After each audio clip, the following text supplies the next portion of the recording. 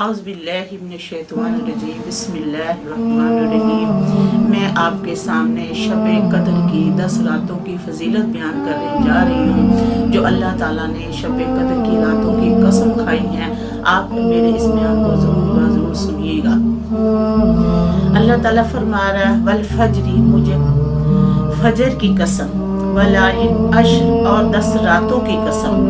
جو آخری عشرہ ہے نا، اس کی جو 10 راتیں ہوتی ہیں نا، اللہ تعالیٰ نے اس کی قسم کھائی ہے۔ پھر اللہ تعالیٰ فرمایا والشفع والوتر، مجھے جفت اور طاق کی قسم، واللیل، رات کی قسم، اذا یسری، جب وہ پھیل جائے۔ پھر اللہ تعالیٰ فرمایا حل فی ذالک قسم لذی حجر، اگر تم جانو تو یہ قسمیں بہت معتبر ہے کہ اللہ تعالیٰ فرمایا مجھے فجر کی قسم، مجھے یہ 10 آخری جو عشرہ ہے 10 راتوں کی قسم، مجھے جفت اور طاق کی قسم۔ اگر ہم جفت میں بھی جاگیں گے تو اللہ تعالیٰ ہمیں اتنا ہی ثواب دے گا، اگر ہم طاق میں بھی جاگیں گے تو اللہ ہمیں اتنا ہی ثواب دے گا۔ پھر اللہ تعالیٰ فرما رہا ہے مجھے رات کی قسم، جب وہ پھیل جائے۔ پھر اللہ تعالیٰ فرما رہا ہے، ہمیں سمجھا رہا ہے اللہ تعالیٰ کو قسم کھانے کی کوئی ضرورت نہیں ہے۔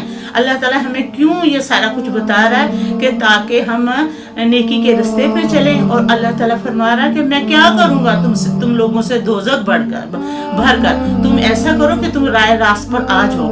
پھر اللہ تعالیٰ فرما رہا ہے کہ اگر تم سمجھو تو یہ قسمیں موت بیر کے لیے بڑی عقل مندی ہے۔ پھر اللہ تعالیٰ فرما رہا ہے سورۃ القدر میں کہ بسم اللہ الرحمن الرحیم، بے شک میں نے نازل فرمایا قرآن پاک لیلۃ القدر رات میں۔ پھر اللہ تعالیٰ ساتھ ہی فرما رہا ہے کیا تم سمجھو کہ کیا ہے لیلۃ القدر کی رات؟ تجھے تو پتہ نہیں نا کہ لیلۃ القدر کی رات کیا ہے، تو اللہ تعالیٰ فرما رہا ہے لیلۃ القدر کی رات بہتر ہے 1000 مہینوں سے، 1 یا 2000 نہیں، اللہ تعالیٰ فرما رہا ہے، اللہ تعالیٰ فرما رہا ہے 1000 مہینوں سے۔ پھر اللہ تعالیٰ فرما رہا ہے نازل ہوتے ہیں فرشتے اور روح اس رات میں اللہ تعالیٰ کے حکم سے ہر کام معاملہ کرنے کے لیے۔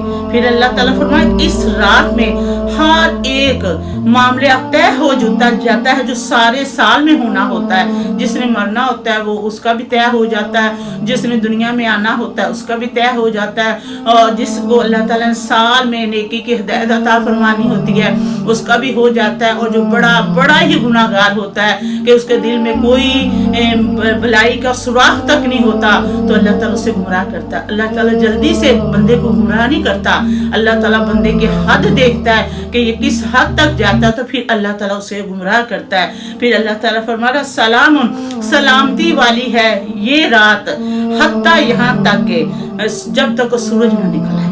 کہ اللہ تعالیٰ فرمایا کہ یہ میری اتنی فضیلت والی رات ہے، تو اللہ تعالیٰ فرما رہا ہے کہ شب قدر ایک مبارک رات ہے جو رمضان کے آخری عشرے میں ہوتی ہے۔ اس رات کی عبادت 1000 مہینوں سے بھی کہیں زیادہ بہتر ہے۔ جو شب قدر کی بہت ہی فضیلت والی رات ہے، لہٰذا شب قدر میں سے زیادہ نفل ادا کریں، ذکر الہی میں مصروف ہو جائیں۔ حضور صلی اللہ علیہ وآلہ وسلم نے فرمایا کہ جو شخص 2 رکعت نماز ادا کرے اور ہر رکعت میں الحمد شریف پڑھے اور قل واللہ احد پڑھے، پھر 7 مرتبہ استغفر اللہ العظیم الذی لا الہ الا هو الحی القیوم واتوب علیہ 7 مرتبہ پڑھے، اور پڑھتا رہے تو 7 مرتبہ اس نے پڑھ لیا، پھر اپنی جگہ سے نہ ہلے، وہاں مسلح پر ہی بیٹھا رہے، تو اللہ تعالیٰ اس کو اس کے والدین کے سارے گناہ معاف فرما دے گا، اور اللہ تعالیٰ فرشتوں کو حکم دے گا کہ اس کے لیے جنت میں میووں کے درخت لگاتے رہو، اس کے لیے محل تعمیر کرواتے رہو، اس کے لیے نہریں بناتے رہو۔ پھر اللہ تعالیٰ اس پڑھنے والے کو جب تک اس کے خواب میں یہ سارا کچھ نہ دکھا دے، اس کے محل تعمیر ہو رہے ہیں، اس کے لیے میووں کے باغ لگائے جا رہے ہیں، اس کے لیے نہریں تعمیر ہو رہی ہیں کہ بنا رہی ہیں، اس وقت تک جب تک اللہ تعالیٰ اس کو خواب میں نہ دکھا دے، اس وقت تک اس انسان کو موت نہیں آنے، جب تک اس نے اپنا مقام نہیں دیکھ لینا۔ پھر اللہ تعالیٰ فرما رہا ہے کہ جو بندہ اس رات میں عبادت کرتا ہے نا، تو اللہ تعالیٰ اس بندے کو ایک شہر جنت میں عطا کرے گا۔ جو مشرق سے لے کر مغرب تک لمبا ہے۔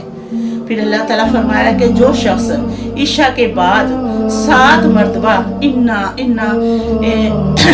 انزلنہ فی لیلۃ القدر یہ پڑھتا ہے کہ پوری سورت 7 دفعہ پڑھے گا، تو پھر اللہ تعالیٰ فرماتا ہے کہ اس بندے کی ہر مصیبت دور ہو جائے گی، اور اس کے لیے فرشتے اس کی نجات کی دعا مانگیں گے، اور اللہ تعالیٰ کہتا ہے کہ اس رات میں زیادہ سے زیادہ میری عبادت کرو، نفل ادا کرو، اور زیادہ سے زیادہ مجھے سجدہ اور رکوع کرو، اور زیادہ سے زیادہ قرآن پاک کی تلاوت کرو۔